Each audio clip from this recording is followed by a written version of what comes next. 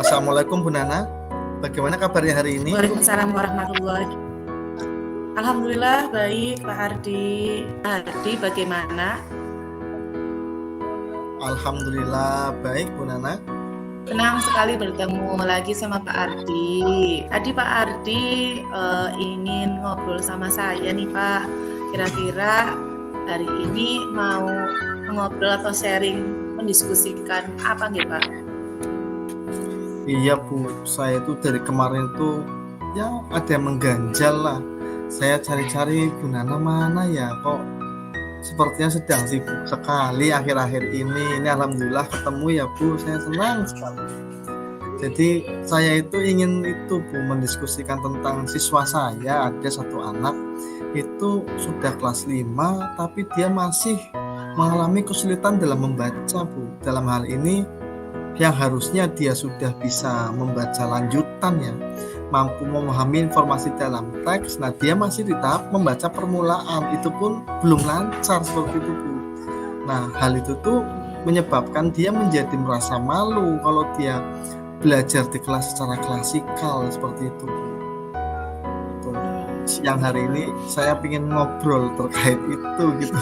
Mohon maaf mengganggu waktunya ya Bu, mohon maaf sekali. Bukan apa-apa Pak Hardi, nggak apa-apa. Nah dari percakapan kita yang mungkin masih singkat ini nih Pak ya, Pak Hardi belum menceritakan semuanya nih secara tuntas gitu nih. Cuma saya mau menanyakan sebenarnya tujuan ya Pak Hardi untuk menceritakan atau sharing mengenai siswa Bapak ini yang belum lancar membaca itu apa Pak? Ya tentunya supaya yang pertama supaya anak ini nyaman ya Bu, tidak merasa tertekan lah ketika belajar membaca. Apalagi saya kan selama ini kan di kelas ngajarnya ya Bu, dia merasa tertekan, saya kan juga kasihan juga kadang-kadang dia tuh merasa dari mimik wajah itu seperti down gitu loh Bu, saya kasihan sekali kayak gitu. Biar lancar juga lah membacanya. Oke, ya berarti di sini Pak Hardi untuk mencari solusi ya Pak, bagaimana dengan cara belajar yang nyaman buat siswa tersebut ya Pak. Itu tujuannya sangat baik sekali Pak. Nah, coba Pak Hardi lebih menceritakan lagi, lebih banyak lagi mengenai siswa tersebut dan situasi yang sekarang ini sedang dihadapi sama siswa tersebut. Iya, sebenarnya begini Bu, dari awal-awal itu dia itu semangat sekali membaca, semangat sekali. Tapi apa? Kadang-kadang ketika dalam proses belajar membaca, namanya belajar ya Bu ya, kadang-kadang sekali dua kali salah lah.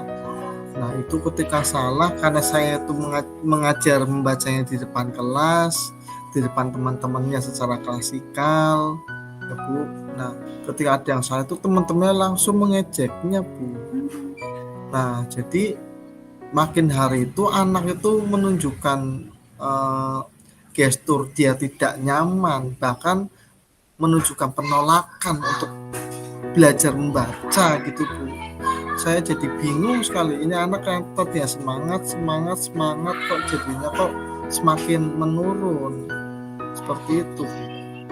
Oh iya, saya bisa merasakan nih Pak betapa sulitnya Bapak ya untuk memotivasi anak tersebut. Mungkin tadi yang Pak Hardi ceritakan di awal itu semangat, tapi mungkin karena faktor lingkungannya teman-temannya yang kurang mendukung ya Pak, jadi akhirnya dia down kembali. Nah kalau misalnya jika siswa tersebut dapat dukungan nih Pak, bagaimana menurut Pak Hardi perubahannya? Kalau misalnya dia sudah didukung, nah melihat ini Pak Hardi perubahannya apa itu? Nah itu saya ingin dia lebih percaya diri lagi Bu, tidak merasa malu lagi. Yang muaranya apa? Yang muaranya dia bisa meningkatkan kemampuannya. Apalagi ya Bu, kelas 5 itu kan ANBK ya Bu ya. Bagaimana bisa nanti dia menghadapi asesmen itu? Karena masih di tahap membaca permulaan. Sedangkan ANBK itu kan itu ya jelas sekali itu harus di tahap membaca lanjutan gitu Bu. Itu harapan saya Bu. Nah dari harapan tersebut berarti kan ada harapan yang ingin nih Pak Ardi munculkan di siswa tersebut. Tapi di balik harapan mungkin ada beberapa kesulitan ya Pak. Nah, Iya. kesulitan ini kira-kira tuh penyebabnya apa Pak? Kalau saya membaca dari kesehariannya ya Bu ya, mungkin selain dari kelas juga itu Bu, dukungan di rumah pun sepertinya tidak ada.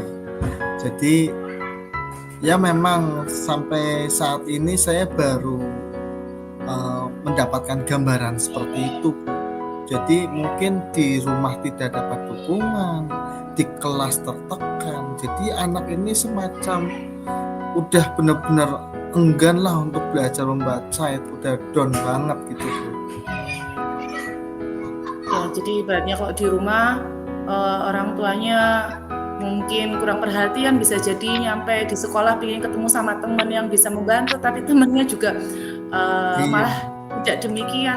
Nah, di sisi tadi temannya mungkin kalau di sekolah kan bisa dikondisikan sama Pak Ardi sendiri ya. Iya. Misalnya temannya mau mengejek dia, Pak Ardi mungkin dengan cara yang halus untuk menasihati teman-teman yang lain, harusnya mendukung. Nah, kalau berhubungan dengan dukungan orang tua, berarti dukungan yang dari rumah tadi Pak Ardi mengutarakan demikian.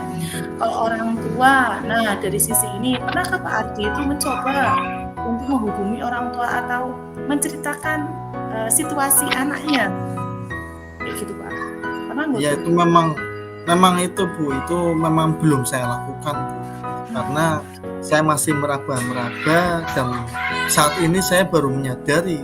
Saya rasa penting Bu untuk melibatkan mereka supaya bisa mendukung proses belajar anak. Menurut Ibu bagaimana Bu? Oh iya Pak, orang tua itu juga harus dilibatkan ya. Jadi bukan antara siswa tersebut sama guru saja. Karena kan mungkin kalau sebagian besar, karena ini Pak Adi kan guru SD ya Pak? Ya. Iya. Jadi kan mungkin untuk kepulangan siswa di SD juga masih siang. Jadi waktu yang banyak itu ada di orang tua di rumah tentunya. Nah, di sini jadi saya rasa penting orang tua itu harus dilibatkan Pak. Jadi orang tua juga harus mendukung proses belajar anak. Jangan maaf nih kalau misalnya anaknya kurang pintar, misalnya ya, mohon maaf, guru yang disalahkan. Tapi kalau misalnya anaknya itu juara, terus ini anak saya. Nah, jadi mereka juga harus dilibatkan, betul sekali. Nah, dari sini Pak Ardi untuk komunikasi yang dilakukan dengan orang tua bagaimana Pak? Ya saya itu masih baru rencana ya Bu ya. Karena dikira perlu, tentunya saya akan berbicara empat mata dengan orang tua, tentunya Bu ya. Nah, itu bagaimana sih dia yang bersangkutan itu di rumah seperti itu loh Bu. Dan nanti kalau memang ibunya juga, orang tuanya juga mendukung, nanti saya rencana itu akan membuat semacam buku penghubung biar kita dengan apa di sana dalamnya apa ya, isinya laporan tentang kemajuan siswa membacanya lah. Jadi setelah di sekolah ya Bu, dan di rumah itu tidak terputus, karena akan percuma kalau di sekolah kita benar-benar mengajak dia untuk membaca dan sebagainya, tapi ketika di rumah itu dilepas gitu Bu. Nah itu buku penghubung itulah, buku penghubungnya walaupun buku ya Bu ya, tapi nanti bentuknya tidak harus buku sih sebenarnya, seperti laporan seperti itu Bu. Jadi biar orang tua dan guru itu saling berkesinambungan seperti itu, biar tahu oh kondisi anak saya seperti ini di sekolah, saya juga tahu oh kondisi anaknya di rumah kayak gini, oh sudah belajar sampai tahap ini, oh sudah belajar sampai tahap itu, seperti itu. Bagus sekali Pak Ardi, Ardi udah punya solusi loh itu. Jadi kalau misalnya ada buku penghubung kan berarti ada coretan tangan di buku tersebut menandakan bahwa orang tua itu sedang mendampingi ya orang tua anak tersebut sebagai sarana pembelajaran bersama antara anak dan orang tua. Bagus sekali Pak Ardi itu idenya. Jadi walaupun nanti menurut Pak Ardi bentuknya bukan buku, hanya laporan, tidak masalah kok, tidak apa-apa. Ya karena tujuannya sebenarnya sama, untuk menghubungkan ya antara guru, siswa dan orang tua, di mana tadi orang tua itu dilibatkan dalam pembelajaran juga. Nah, mengenai buku penghubung, kira-kira Pak Adi akan menyertakan apa saja Pak di buku penghubung tersebut? Nah, seperti yang tadi sudah saya sampaikan, tentunya saya akan mencatatlah beberapa tahapan-tahapan yang sudah dicapai anak, terutama tahapan membaca ya Bu, di sekolah. Nanti saya juga menanyakan yang di rumah seperti apa. Lalu saya juga rencananya ingin menambahkanlah tips-tips ke orang tua, gimana sih mengajarkan membaca anak seperti itu, karena kan tidak semua orang tua itu guru ya Bu ya. Nah itu jadi berikan tips biar ke anaknya itu Bu. Namanya bagus sekali Pak itu ya. Jadi orang tua juga harus peduli dengan siswanya gitu nih Pak. Jadi kerjasama kolaboratif yang baik. Nah melalui langkah yang bagus ini, langkahnya udah bagus sekali nih Pak. Kira-kira Pak Ardi ini menginginkan perkembangan siswa yang bagaimana Pak? Ya tentunya perkembangan siswanya lebih baik ya Bu. Jadi si anak itu nanti ya bisa lebih tenang, bisa lebih percaya diri, tidak cemas ya Bu. Terus juga ya tidak ada tekanan dari teman-teman lah. Kayak gitu Bu. Lalu selama ini yang Pak Ardi lihat itu reaksi siswa tersebut bagaimana Pak atas perhatian dari orang tua, perhatian dari Pak Ardi sendiri tentunya? Ya kalau dari orang tua saya memang belum tahu ya Bu ya, tapi pernah Bu ketika itu saya mengajaknya itu tidak di kelas, karena kebetulan ketika itu saya sedang melatih lomba FTBI, Festival Tunas Bahasa Ibu. Saya mengajaknya ke perpustakaan Bu. Nah, jadi pas itu saya habis itu karena saya capek banget habis ngelatih pidato dan sebagainya, saya panggil anak itu ke perpus Bu. Jadi benar-benar berdua lah, inklusif gitu ya Bu ya. Jadi saya dari seperti hanya saya dan dia lah. Nah itu setelah saya hanya berduaan seperti itu, ternyata siswanya itu lebih tenang gitu loh Bu. Dia tidak ada rasa cemas diejek, dia merasa aman gitu loh Bu, ternyata kayak gitu Bu. Jadi dia nyaman, malah ketika tidak ada temannya ya Pak, hanya private ibaratnya kayak gitu ya. Mungkin dia udah takut duluan, tersugesti saya ini diejek nih pasti sebentar lagi nih. Jadi nggak fokus ke membacanya, fokusnya bagaimana nanti kalau saya diejek kayak gitu Bu. Nah itu Pak Ardi itu sebenarnya sudah menemukan solusinya nih Pak secara tidak langsung. Ternyata dengan Pak Ardi sudah memindahkan situasi nih. Mohon maaf mungkin awalnya sudah bagus motivasinya atau niatnya Pak Ardi sudah bagus ngajari siswa itu di kelas, tapi ternyata siswa teman-teman yang lain malah ngejek, dianya jadi cemas. Terus Pak Ardi udah punya solusi gitu. Oh berarti situasi lingkungan tempatnya harus diganti.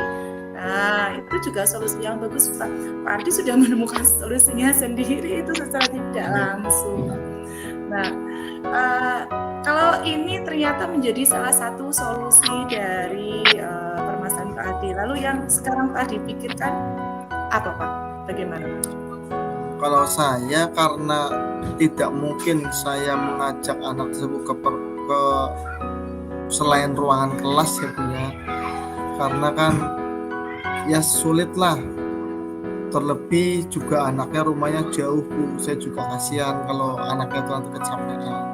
Saya tuh malah ada pikiran nih Bu, nanti minta izin ke orang tua, minta waktunya kapan. Saya ingin menggunakan video call Bu, alternatifnya. Jadi dia benar-benar merasa aman. Di rumah kan tidak ada temannya seperti itu ya. Takutnya juga udah di perpus, nanti teman-temannya ke perpus malah nonton ya kan. Itu saya berpikir kalau ke perpus nanti kayak gitu, kalau video call bagaimana ya. Nah itu saya baru ada wacana seperti itu Bu, masih dalam tahap wacana. Jadi mengajak orang ke video call lah seperti itu Bu. Menarik sekali loh Pak ini. Duh, Masya Allah ini Pak Ardi ya, untuk memberikan perhatian sama siswanya total menurut saya ya. Ya dari di kelas pindah ke perpus, terus ternyata ada ide untuk video call kayak gitu. Dan menurut saya ini juga ide yang menarik kok, karena kan kita juga tahu anak tuh kayaknya lebih lebih happy memegang Iya, memegang HP HP. ya Pak. Iya sekali. Ini menarik sekali. Lalu kalau kita bicara mengenai video call ini lagi, lalu mengaturnya bagaimana Pak? Sesi mengatur pembelajarannya menggunakan video call ini. Ya pas itu saya pernah tanya-tanya Bu, dia itu kan juga ada kegiatan sekolah madrasah ya Bu. Nah setelah madrasah itu ada waktulah kurang lebih 1 jam, jam setengah 5 sampai jam setengah 6, mungkin ya itu cukup lah untuk latihan membaca. Nanti tinggal ketika video call itu juga saya sertakan Bu media pembelajaran interaktif yang digital supaya pembelajaran itu lebih menarik. Kita tahu sendiri ya Bu ya, anak juga main HP kan senang. Jadi HP dia itu buat pembelajaran interaktifnya, nanti HP orang tua untuk video callnya. Jadi saya benar-benar memantau gitu. Oke, bagus sekali ya Pak. Nah dalam mengajak siswa ini biar memang sih pembelajarannya sekarang berganti pakai HP, tapi biar anak itu mengajak siswa itu lebih tertarik, bagaimana Pak? Ya Ayo belajar.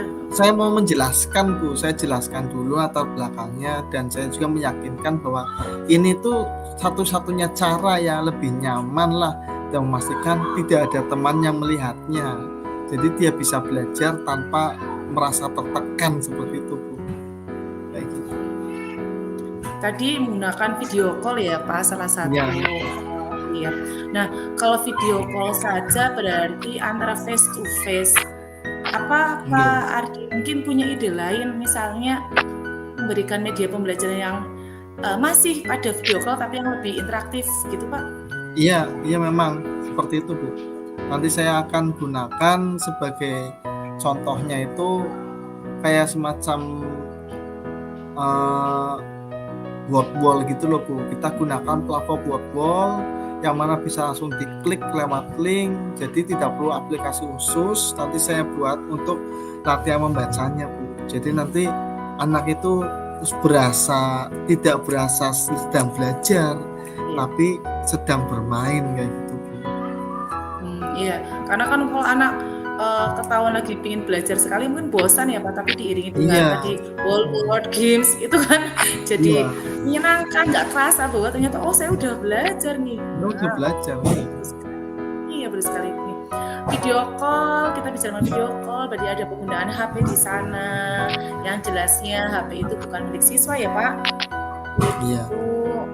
Iya, itu berarti HP punyanya orang tua. Berarti Iya, betul. secara tidak langsung orang tua juga harus dilepaskan Pak.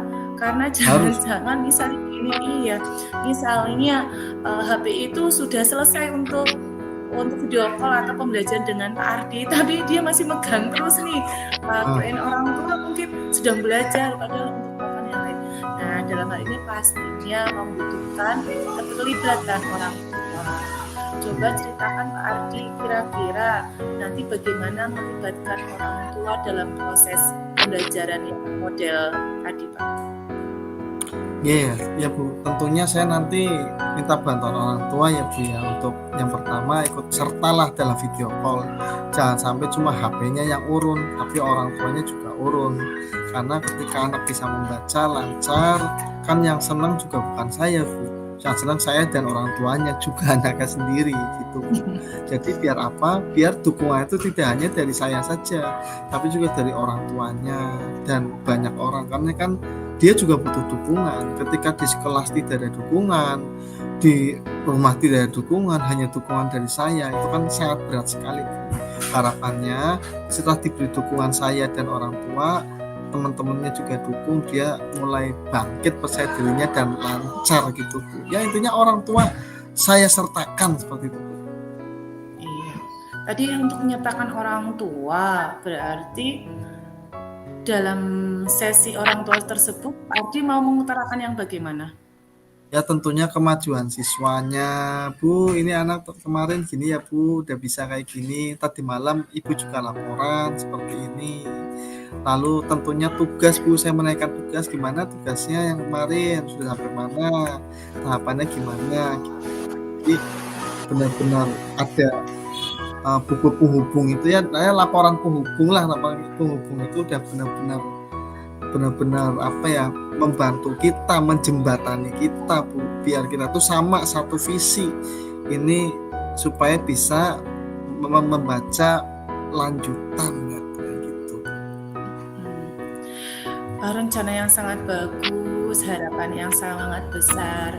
Tadi kalau bisa saya mengulas kembali rencananya untuk Pak Ardi memberikan pelatihan khusus kepada siswa tersebut ya, misalnya dari sesi video call dengan orang tua, private di kelas maupun di perpus, yang tujuannya sebenarnya ingin mengedukasi secara baik secara langsung maupun tidak langsung melalui game edukasi.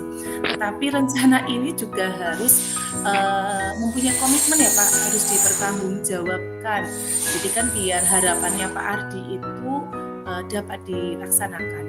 Nah, dari hal ini kira-kira Pak Ardi itu akan melakukan langkah-langkah apa Pak biar rencana itu terwujud? Ya, yang pertama saya akan segera berbicara dengan orang tuanya Bu. Saya akan segera berbicara dengan orang tuanya.